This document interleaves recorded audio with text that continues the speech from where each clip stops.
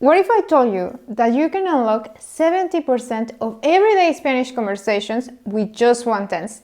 Yes, the present tense. So in this video, you're going to learn the basic and not so basic uses of this tense, life-changing conjugation tips to make this process smoother, the difference between present and present progressive so you use these tenses with ease, and I'm going to share with you valuable resources to get you started. Okay, so to show you the common applications of the present tense, let me tell you about a typical day for my neighbor Carlos. Todos los días, Carlos se levanta a las 7.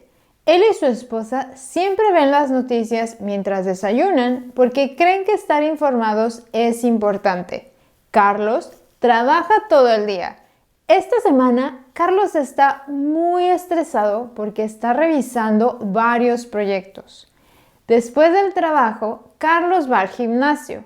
Para él, hacer ejercicio es una forma de relajarse. So in Spanish, the present indicative tense has three basic uses. The first one, express habits and routines. For example, Carlos se levanta a las 7, él y su esposa siempre ven las noticias. He and his wife always watch the news. The second one, talking about actions happening well in the present. For instance, esta semana está muy estresado porque está revisando varios proyectos.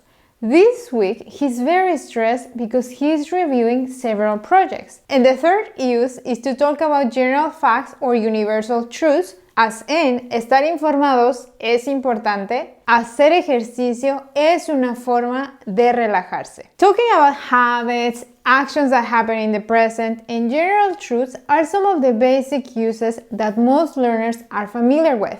However, Spanish speakers, we also use the present tense in forms that might not be so obvious, but that help us sound more natural. And one of those uses is use the present indicative to talk about future actions that we're 100% sure that are going to take place.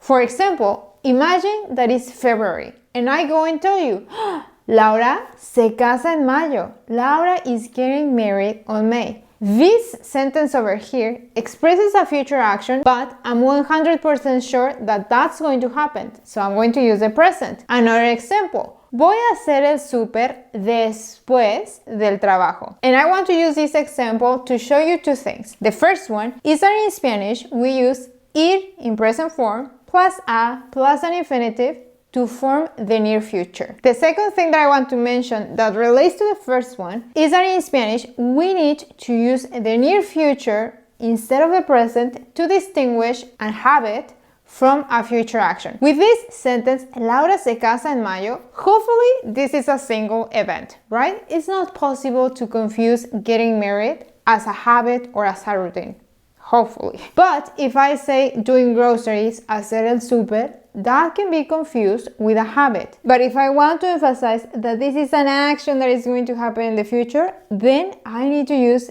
the near future. So I will say, voy a hacer el súper in the future, después del trabajo. The next use is the narrative present. This is just a fancy term to say that we are going to use the present indicative tense to tell a story. This is going to help you make your stories a little bit more engaging and dynamic. Check this.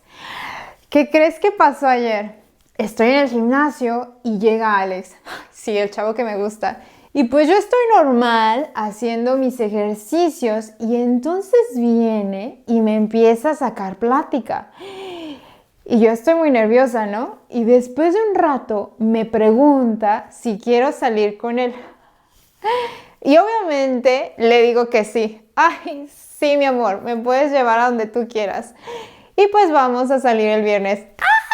Check that when I'm using the present to tell a story, it's like bringing the drama to this moment so you can be as excited as I am with my fake crush and my fake date. So now that you know how to use the present simple as a native speaker, let me show you how you're going to form it. And we're going to start with regular and stem changing verbs. With a regular verb, what we need to do is delete the infinitive ending and replace it with the conjugation ending. For example, yo me baño, tú te bañas, él, ella se baña, nosotros nos bañamos, vosotros os bañáis, ellos, ellas, ustedes se bañan.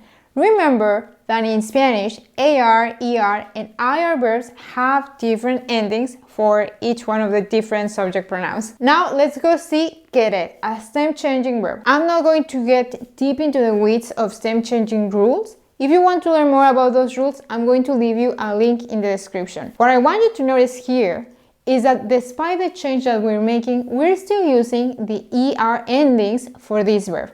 So I'm going to say yo quiero, tú quieres, él quiere, nosotros queremos, vosotros queréis, ellos, ellas, ustedes quieren. The same is going to happen with pedir, another stem changing verb. So once I make my spelling changes, I'm going to use the same regular present endings. Yo pido, tú pides, él, ella, usted pide, nosotros pedimos, vosotros pedís, ellos, ellas, ustedes piden. So now let me give you some conjugation tips that you are going to apply to regular and stem changing verbs. So the first tip is that the pronoun yo uses the same ending o for all three conjugation models. Yo me baño, yo quiero, yo pido. The second tip is that ER and IR verbs almost use the exact same conjugation endings. The only exception is nosotros and vosotros. The next tip is that each subject pronoun has distinctive verb conjugation endings in the present tense. For example, tú always ends with an S. Tú hablas, tú quieres,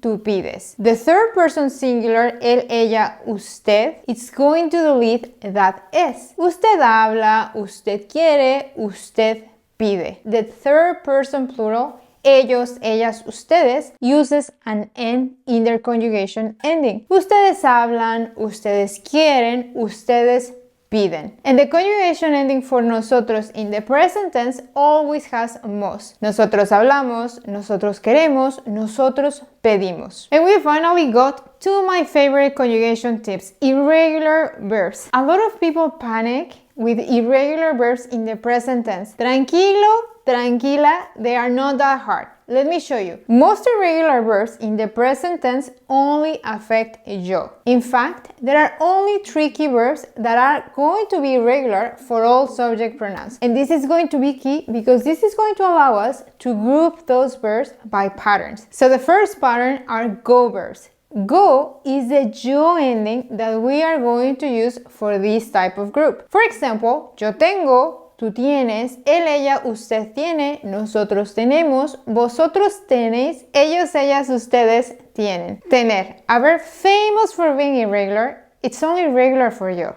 For the rest of the subject pronouns, it's a stem changing verb. And just like this example with tener, there are going to be some irregular verbs that are only regular for yo, but for the rest of the subjects are going to be stem changing. Common go verbs are hacer, yo hago, decir, yo digo, poner, yo pongo, venir, yo vengo, caer, yo caigo, oír, yo oigo, and salir, yo salgo. The second pattern for irregular verbs for yo is hoy verbs. For example, normalmente soy muy amable, pero estoy enojada porque voy a ir al dentista. Verbs that follow this pattern are estar, ser, ir, and dar. And over here, I have two tips for you.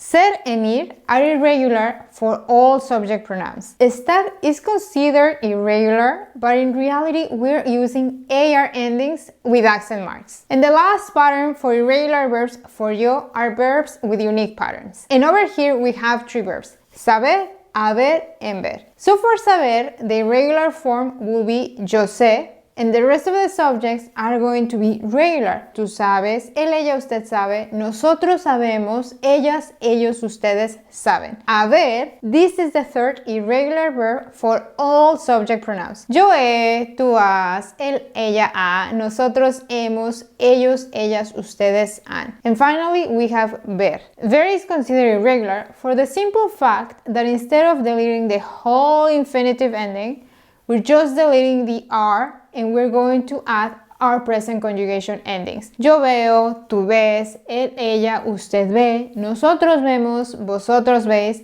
ellos, ellas, ustedes ven. See, they are not that scary. Okay, so now we're talking about the present and that you already know how to conjugate it. I want to show you the difference between saying solo como manzanas I only eat apples, that's the present simple, versus saying solo estoy comiendo manzanas, I'm only eating apples, the present progressive. As we saw, using the present simple allows us to talk about routines and habits. Solo como manzanas, that's my habit. However, if I use the present progressive, solo estoy comiendo manzanas, I'm emphasizing that this action or event is just happening for the time being.